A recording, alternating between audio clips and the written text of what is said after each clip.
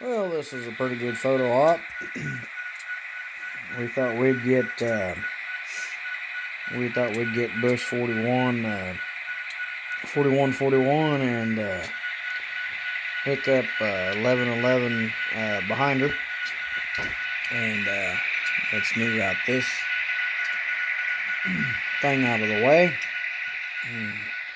We got the brakes set on both of them, and kind of letting them run here. Let's see, I think I got the brakes set on 41, so we'll see if we can idle her up.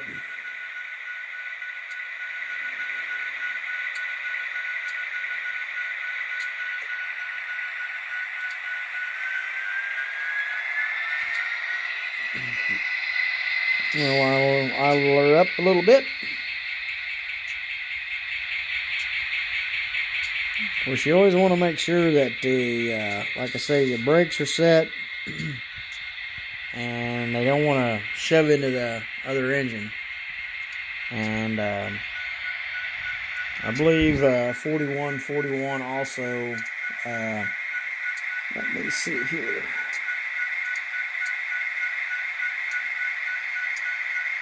I believe she's also got her brakes set so she don't move. I hope she don't move.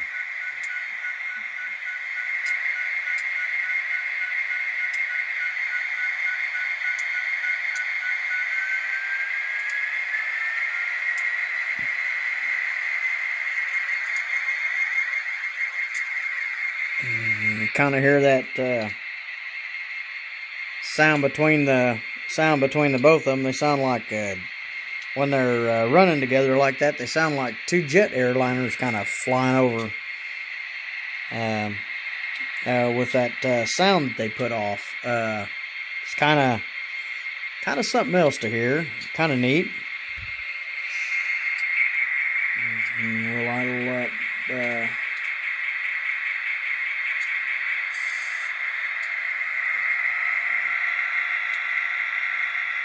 41 a little bit more here.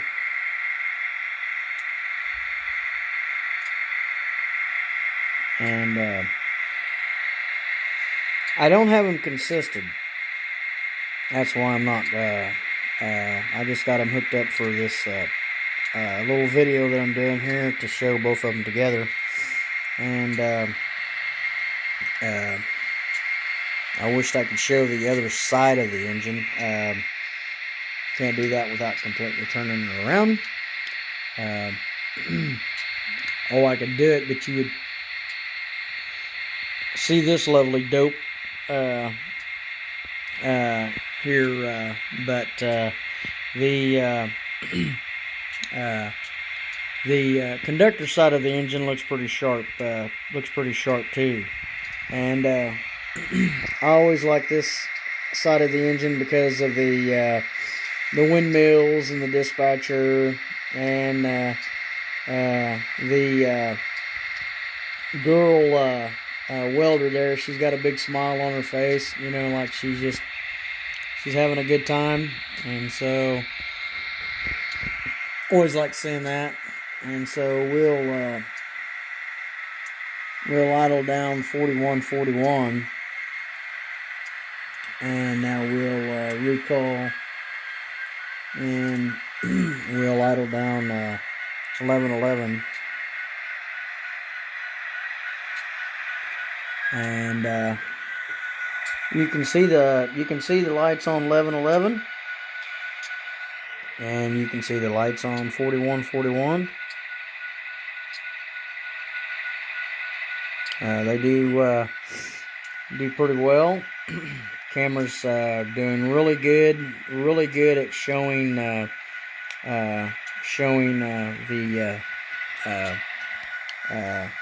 quality. Let me see if I can turn this around, and maybe you can see the like I say, the conductor side of the engine. I think I'm out of the way, or at least I hope I'm out of the way.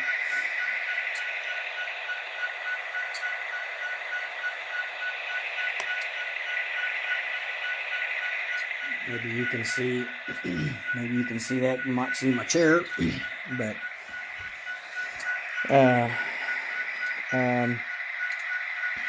I've always kind of wanted to show that side. But I run my engines.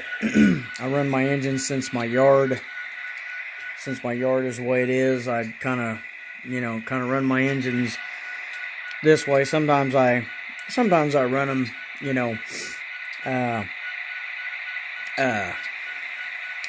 clockwise, but most of the time I'm running them counter. And I haven't done nothing yet with my with my SB5 yet. Still working on that. Need to get some MDF half-inch board. Once I get that done, we're going to fix up that underneath there, and we're gonna have a where the shelf is, we're gonna put a couple L brackets in there, those small L brackets that I use, and put a piece of MDF straight up, and then we're gonna put our circuit breakers that you see right there. We're gonna put those circuit breakers, sorry I moved the camera around kind of fast, but we're gonna put those circuit breakers on there and see how they work. Put them to work. I can also use those circuit breakers, and I need to get me about probably 3 of them. Probably wouldn't hurt to get 3 or 4 for the SB5, but get probably about 3 of them for the power cab. Now it may take just 1, but I'd probably go ahead and get 3 of them and use for the power cab. You can use the new EB1s with this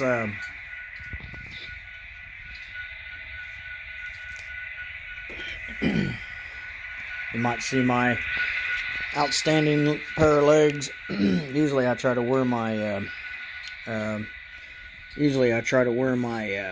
my long pants, but kind of warm in here tonight, so you might get a shot of my lovely my lovely calves. But anyway, with this red switch, you can make pretty good or quick adjustments on like number 2 up and maybe number 3 up will set for like the power cab, or maybe it's 2 up with 1 and 3 down, or maybe 1 up and 3 up. I haven't really got into it, but you can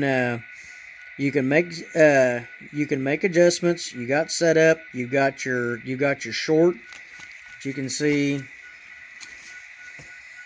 And like I say, I haven't done nothing to this yet, but you can see here. You can see short. You can see setup. I think you just push that button maybe. It's got really good resistors and stuff like that on it. And one thing that I like that, try not to move this around too much.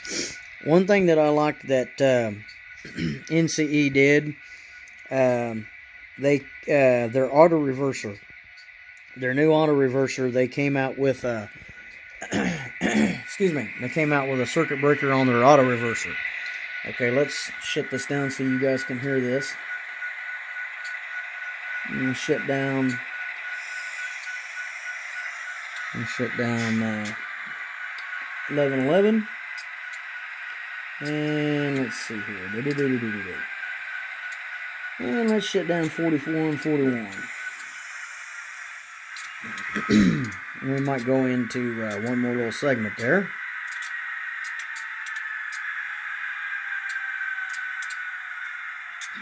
Ten minutes goes by a little faster than what you always want it to do, but no problem. We can move into another section,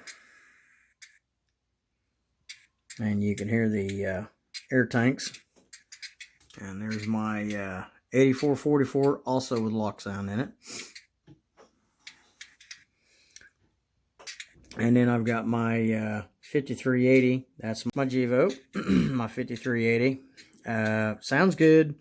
Did have to do just a little bit of, just a tad bit of, had to add just a tad bit of oil on the front, on the, where you're, sorry, didn't mean to do that one.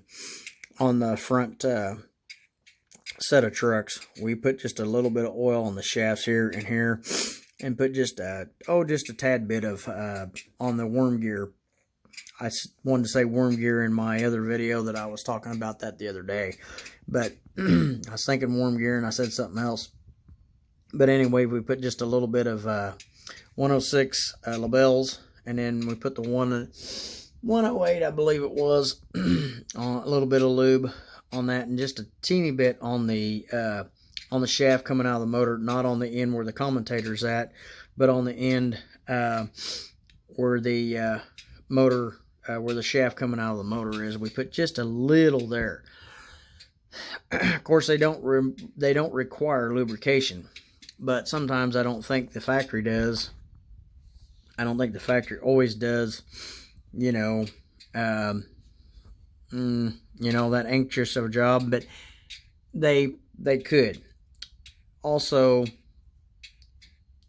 when stuff is in transit, it takes a while before when it leaves Japan. If that's where it comes from. It takes a while from leaving from Japan.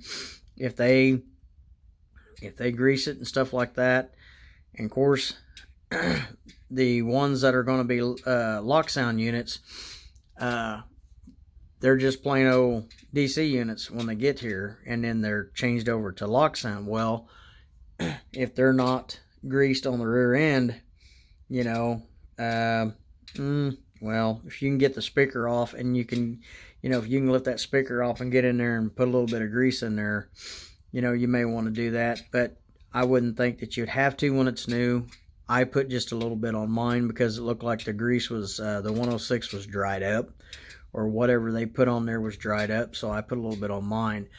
In reverse, that engine, the 5380, backs up really smooth in reverse. And forward, it has just a little bit of whatever, but it helped it after I'd done the lube. But anyway, I thought the 1111 looks really good behind 4141. I seen that Papa Bush's engine is now at there in his library at College Station, and probably in maybe some type of shed, or maybe somewhere, or on a sidetrack or somewhere, waiting to be to where I hope it's moved inside. Excuse me, hamburger. I'm hoping.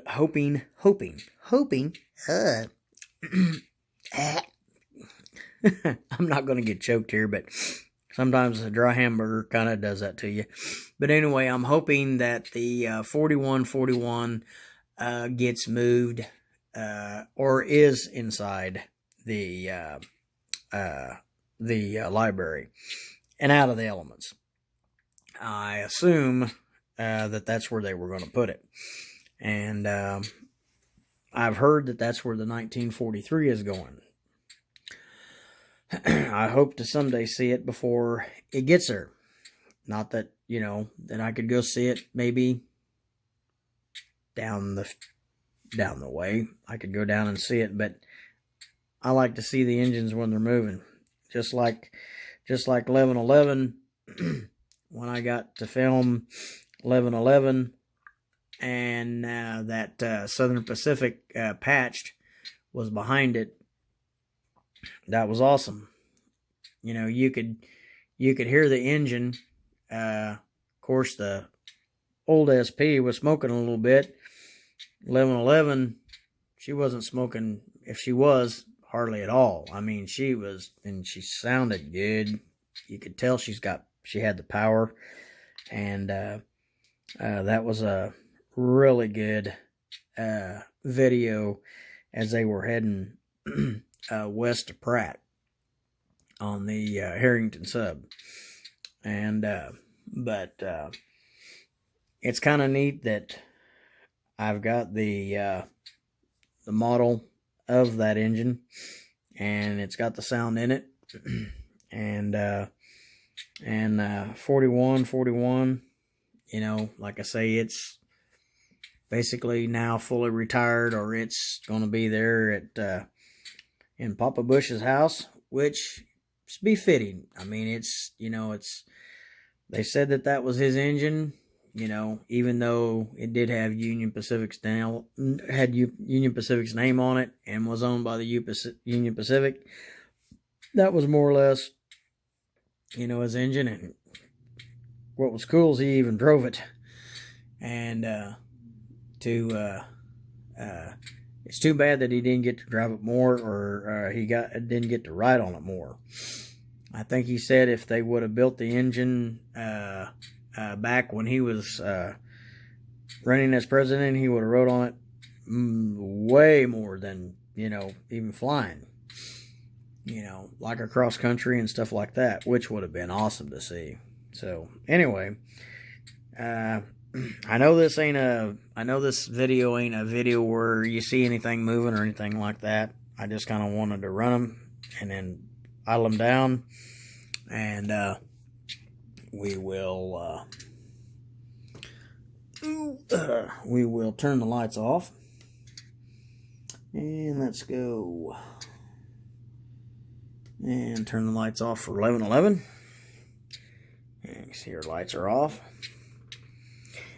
And I'll just say that at first I didn't know if I wanted that engine or not. Like I say, I thought at first it was cartoonish, but I'll tell you what, for something this small, you know, for that, from seeing it on a big engine, you know, seeing it on a big full-size locomotive and seeing it on here, and how well they captured the graphics, how good each, you know, portrait is. And like I say, the smiling of the welder, the engineer over there, the other worker, the worker with the wrench, the flag. I mean, yeah, it's done pretty well. And of course, that there, the 4141, is done pretty well too. I mean, I know it ain't detailed like, you know, an Athearn, or it's not detailed like, you know, some scale trains and stuff like that. But I think they did pretty good, and they run pretty good. So I'm happy with that. So guys, I hope y'all enjoyed the video. Got any questions? Feel free to hit me up with a shout, you know, on the where comments are. Please let me know. Tell me what you think. Give me a like. Ring the bell. And if you're not subscribed, please subscribe. Thank you to the ones. Thank you to the ones that are subscribed. Appreciate all my subscribers. And we hope you are having a great Friday wherever you are. We'll see ya. Alan, RDA and Sco. Bye for now.